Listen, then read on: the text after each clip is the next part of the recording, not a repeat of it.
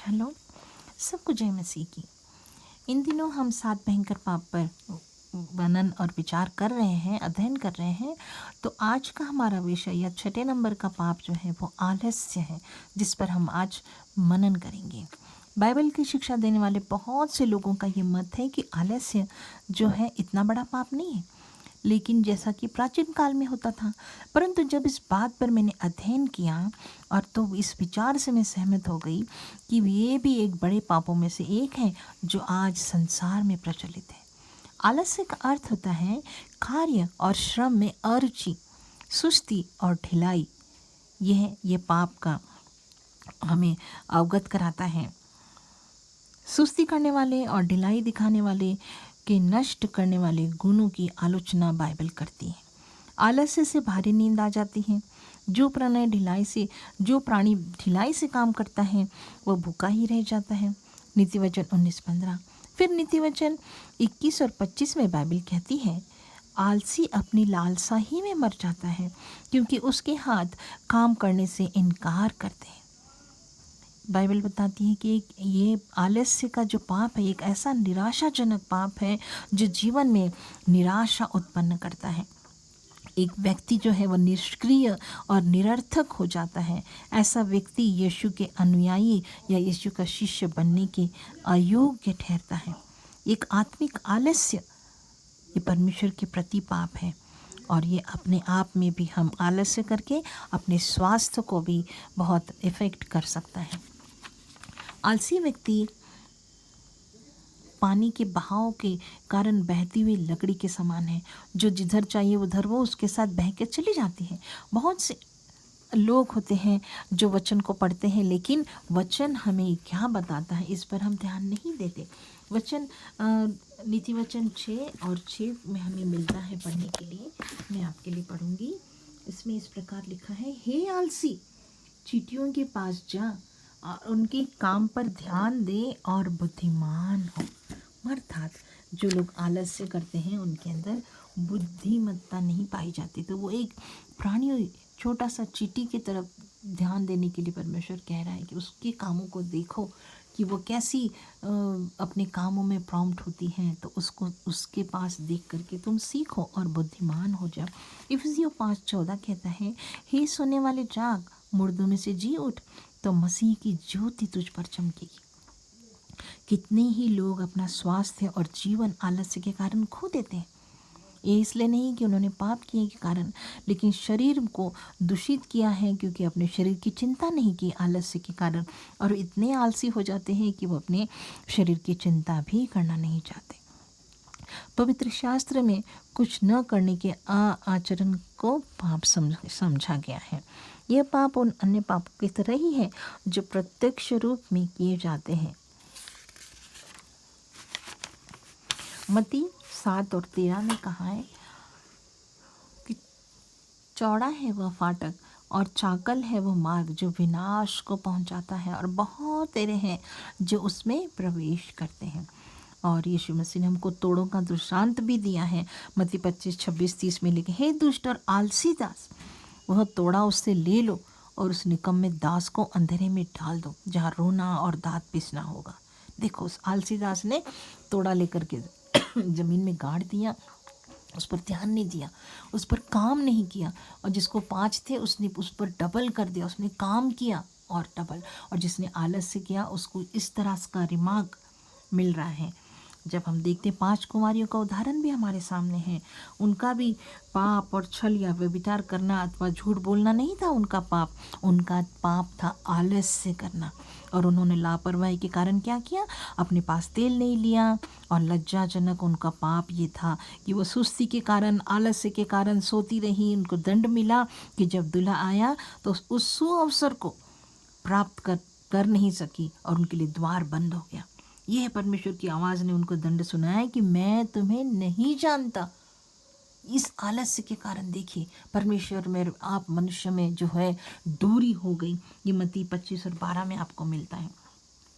तो जीवन के प्रत्येक क्षेत्र में जो है आलसी व्यक्ति हानि उठाता है। सुस्त और आलसी जो छात्र भी होते हैं वो गलत गलत संगति में पढ़ते हैं और इस आलस्य के कारण अच्छा एजुकेशन भी वो नहीं पाते, उनके अंदर से ईमानदारी ख़त्म हो जाती है। तो हमें इस तरह से जब हम इस विषय पर, आलस्य पर अगर हम विचार करते हैं, मनन करते हैं, तो बहुत सी बातें हमारे सामने आती हैं। वही व्यक्ति अपने व्यवसाय में सफलता प्राप्त कर सकता है जो अपने कार्यों को ईमानदारी पे और समय पर करता है। खेती, व्यापार, पाठशाला, दुकान आदि क्षेत्रों में आलस्य करने से दुष्परिणाम प्राप्त होता है। तो हमें तत्परता से, ईमानदारी से जो काम करते हैं उनको सुपरिणाम मिलता है, उसको अच्छा बिजनेस चलता है, अच्छा उनके लिए सारी चीज़ें समय पर करने से, आलस्य ना करने से उनको सफलता प्राप्त होती है। तो इस तरह हम पवित्रताई का जीवन भी बिताना चाहिए, क्योंकि जब हम अपने आप को, अपने शरीर को, अपने जीवन को ध्यान देते हैं तो हमारे हृदय और हमारा शरीर जो है परमेश्वर का एक मंदिर है, जहाँ पर आलस्य नहीं, समय पर जब हम आलस्य ना करें तो हम परमेश्वर से समय पर मुलाकात कर सकते हैं। लिखा है वचन, भोर को यहोवा मिल सकता है ना। तो हमारे उत्साहवर्धक शब्द होने चाहिए, हमारा व्यवहार उत्साहवर्धक होना, क्योंकि आलस्य होगा तो सारे समय उसके जीवन में सुस्ती छाई रहेगी। मित्रों से निराशा भरे ही शब्द आपके जीवन से निकलेंगे, ये जीवन आपको बोझ लगेगा और जो आपसे हो नहीं सकता ऐसा काम आपको लगेगा कि ये मुझसे नहीं होगा, वो मुझसे नहीं होगा, क्योंकि आपके अंदर आलस्य भरा पड़ा है। मत्ती 25 और 45 में हम पढ़ते हैं तो लिखा है, तुमने जो इन छोटों में से छोटों के लिए किसी के साथ नहीं किया वह मेरे साथ भी नहीं किया। और हम किसी की मदद करने के योग्य भी नहीं रहते, क्योंकि हम सफल नहीं व्यक्ति होते, हम सुस्त हो जाते हैं हर काम करने के लिए। तो समय पर हम किसी की मदद नहीं करते हैं और किसी और को हानि पहुंचाते हैं, और अपने आप में भी हमारे बैड रिमार्क आलस्य का हमारे ऊपर लग जाता है। दुनिया में हज़ारों लोग ऐसे देखते हैं हम लोग, खासकर अगर मसीह लोगों की बात आ गई तो हम देखेंगे कि वो चर्च जाने में आलस्य दिखाते हैं। इतवार के दिन जो क्या अधिक देर पर बिस्तर पड़े पड़े सोना है, खेल कूद में भाग लेना है, टीवी देखना है और अन्य लोगों के साथ घर में बैठकर अखबार पढ़ना है, अपने मनपसंद के सीरियल्स देखना, और ये सब चीज़ों में अपना संडे का टाइम जो कि आराधना का समय है उसको हम गंवा देते, बर्बाद करते हुए परमेश्वर की आशीष खो देते हैं। आशीषों में डीले होती है, आपके समय पर आप काम नहीं करते, समय पर प्रभु को नहीं उपस्थित होते, तो प्रभु भी आपके लिए कभी भी समय पर उपस्थित नहीं होगा। और इस तरह से आप अपने धार्मिक कर्तव्य के उत्तरदायित्व को भी आप पूर्ण नहीं कर पाओगे। एक समाज में भी आपके नाम को एक अलग ठप्पा लगेगा कि ये व्यक्ति कामचोर है या काम नहीं करता या आलसी है, इस तरह सा। पहले थिस्सलुनीकियों 5:17 में हम देखते हैं, वहाँ लिखा है कि पौलुस कहता है कि निरंतर प्रार्थना करो। प्रार्थना के जीवन में भी लोग आलस्य करते हैं, किसी के दबाव में आकर के, किसी ने कह दिया तो कर ली 2 शब्दों की प्रार्थना। नहीं, ये आलस्य आपको, आपके जीवन को हावी होने देना नहीं चाहिए। इसका हमेशा अर्थ आपको मालूम होना चाहिए कि हम सुस्त हैं, हम आलसी हैं, हम प्रार्थनापूर्ण जीवन भी बिताने की उपेक्षा कर रहे हैं, तो हमारा आत्मिक स्रोत और आत्मिक सुख दूर होने लग जाता है और हम परमेश्वर के क्रोध के भी भागी हो सकते हैं। और हम देखते हैं कि अगर हम मेरा अपना पर्सनल अगर मैं अनुभव बताऊं, मैं अगर सुबह सुबह उठ के भोर को या परमेश्वर के वचन तारीख के अनुसार वो अध्याय पढ़ती हूँ, चाहे भजन का हो या नीति वचन का हो, उसके बाद मैं प्रार्थना करती हूँ, तो मेरा हर छोटे छोटे काम से पहले मेरे दिल में और उठना हो करके मैं प्रार्थना करती हूँ, प्रभु के सामने अपने प्लान्स बताती हूँ। तब मुझे ऐसा लगता है कि मेरा जीवन एंड ऑफ द डे मुझे ये लगता है कि हाँ, आज का दिन सफल हुआ, आज के दिन में प्रभु मेरे साथ था, मेरे कामों में सफलता मिली, मुझे आशीष मिली, मेरी प्रार्थनाओं के उत्तर मिले। तो इस तरह से अगर हम परमेश्वर से दूर रहेंगे, परमेश्वर पर समय पे और आलस्य करेंगे, तो हमारे आशीष भी हम आशीषों से वंचित हो सकते हैं। सुबह समय पर अगर 15 मिनट प्रार्थना करने के बजाय हम नींद और झपकी लेते रहेंगे, तो वचन क्या बता रहे हैं, थोड़ी और सो लेना, थोड़ी सी झपकी और ले लो तो तुम्हारा कंगालपन तुम्हारे पास घेर लेंगे। आज लोग गरीबी में क्यों हैं, तंगी में क्यों हैं? क्योंकि वो आलस्य करते हैं, समय पर कोई भी काम करना पसंद नहीं करते। ये आपके जीवन में सफलता के बीच में एक रुकावट आती है, आपका आलस्य। और इस आलस्य को हमको परमेश्वर से बताना है कि प्रभु मेरे से नहीं हो रहा है, मुझे मदद कर, मुझे कान पकड़ कर भोर को जगह, मैं आपकी उपस्थिति में बैठना चाहता हूँ।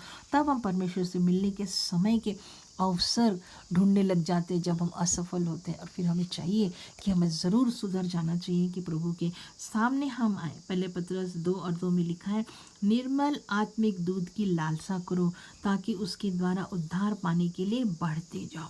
तो ये कौन मदद करेगा? आपको समय पे बाइबल पढ़ना है। सुबह उठ के आपको बाइबल पढ़ें, उस पढ़ने में आलस से ना करें। बहुत लोगों का रहता है, जब मैं पढ़ने लगता ना मुझे नींद आने लगती, मतलब शैतान को आप हावी होने देने लगते, और फिर फट बंद कर दिया, क्योंकि उस पर आपने किसने विजय पाई? आलस से ने। तो ऐसा ना होने दे। आपको उस चीज़ को धिक्कार है, उस चीज़ को बोलना है कि नहीं, मुझे करना है, मुझे प्रभु के लिए उपस्थित होना है, क्योंकि मैं प्रभु की आशीषों को लेना चाहता हूँ। और भजनकार क्या कहता है? दाऊद क्या लिखता है अपने भजन में? मैं दिन रात परमेश्वर को याद करता हूँ, और परमेश्वर के वचन मेरे हृदय और आत्मा के लिए है, मधु के छत्ते के समान मधुर है। सी कैसे प्रभु से जो प्यार करते हैं। और देखिए, जो आराधना करने वाला एक छोटा सा चरवाहा लड़का परमेश्वर को इतना प्यार करता था, इतना उसके लिए उपस्थित होता था, उसको समय देता था, तो होते होते होते क्या हुआ? उसको प्रभु ने राजा बनाया। जब नम्र होकर हम प्रभु के सामने कि हाँ प्रभु, मेरा आलस से नहीं, मुझे प्रभु जी ठीक कर, मैं घटूं और आपकी बातें मुझ में बढ़े, तो प्रभु आपको ज़रूर बढ़ाएगा और आप परमेश्वर से जुड़े रहेंगे। आपके आलस्य से आप आज़ाद होंगे और आप पृथ्वी के अधिकारी भी होंगे। आप ऊँचे उठेंगे, क्योंकि प्रभु को आपने सही समय प्रभु के लिए बिताया है। बहुत से लोग ऐसे होते हैं जो गवाही देने में आलस करते हैं। परमेश्वर आपके जीवन में आश्चर्य का काम करता है, आपको बचाता है, आपको रोगों से, परेशानियों से जब आपको आशीष देता है, प्रभु आपकी सहायता करता है, तो उस गवाही को आपको आगे बढ़कर, अरे अभी नहीं बोलेंगे, अगले संडे बोलेंगे, अभी तो नहीं बोल सकता, इस तरह से बहानेबाजी करके हम उस समय पर प्रभु की सही मायने में गवाही नहीं देते। तो जो बिताया हुआ समय है, जो परमेश्वर को आपको बचाया है, परमेश्वर हो सकता है दुखी हो जाएगा।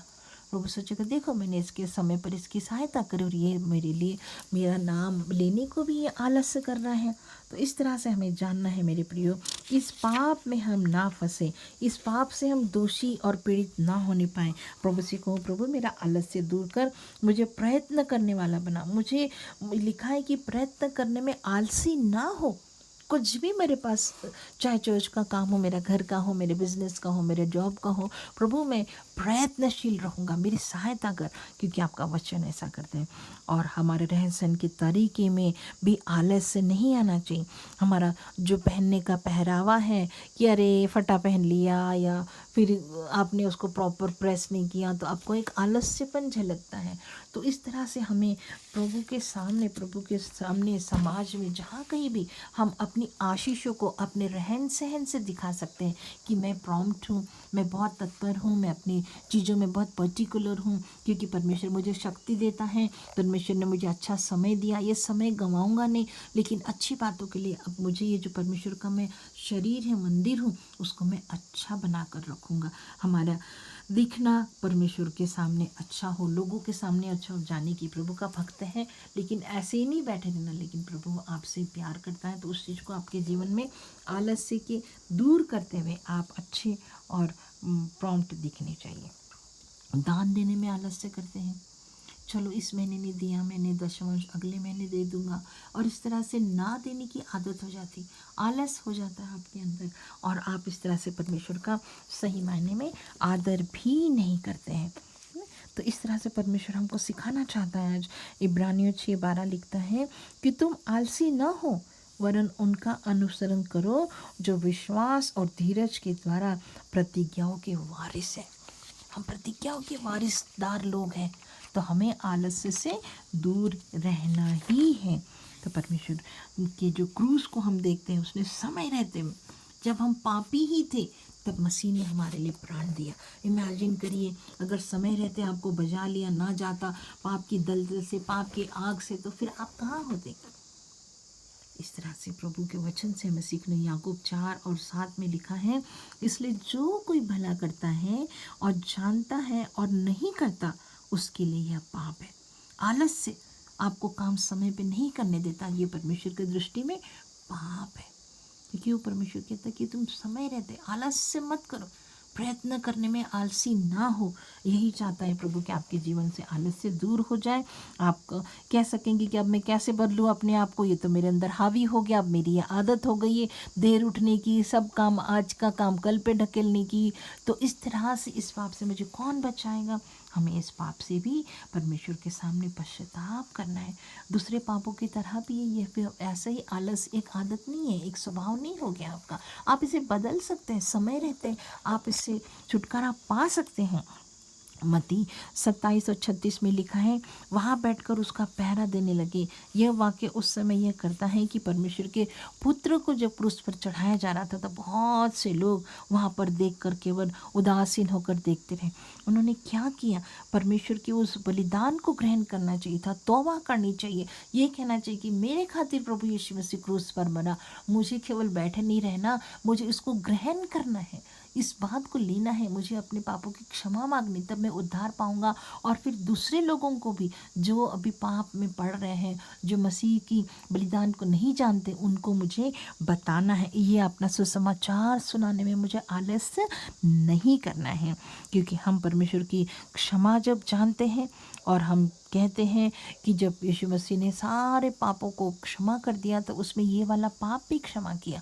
इस पाप को जब हम कबूल करेंगे, प्रभु ये मुझसे नहीं हो रहा है, आप मेरी मदद करो, तो प्रभु भी हमारे लिए कह सकता है कि हे पिता, इन्हें क्षमा कर, क्योंकि ये नहीं जानते ये क्या कर रहे हैं, ये आलस्य कर रहे हैं, ये अपने कामों को ढिलाई में जा रहे हैं, ये प्रार्थना करने में आलस करते, मसीह आत्मिक जीवन जीने में आलस कर रहे। प्रभु इन्हें क्षमा कर, क्योंकि नहीं जानते ये क्या कर रहे हैं।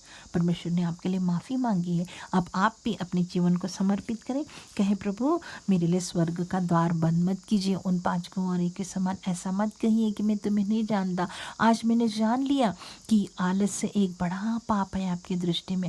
आप नहीं चाहते कि मैं आत्मिक आलस्य में आपकी उपस्थिति से दूर हो जाऊं। मैं आपके सुसमाचार सुनाना चाहता हूं, मैं गवाही देना चाहता हूं, आपके बड़े कामों का प्रचार करना चाहता हूं। मुझे प्रभु मुझ में से आलस्य को दूर कर दीजिए, अनंत जीवन की राह में मुझे चलाइए, और आप उद्धारकर्ता होने के खातिर जो आपने मुझे क्षमा किया, इसलिए मैं आपका धन्यवाद करती हूँ।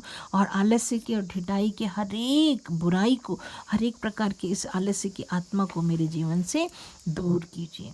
आइए छोटी प्रार्थना के साथ हम प्रभु के सामने आते हैं कि प्रभु आप मुझे क्षमा करें, आलस्य के पाप से मुझे छुटकारा दे और अपनी राह में चलाएं। परमेश्वर आपको आशीष दे। आमीन।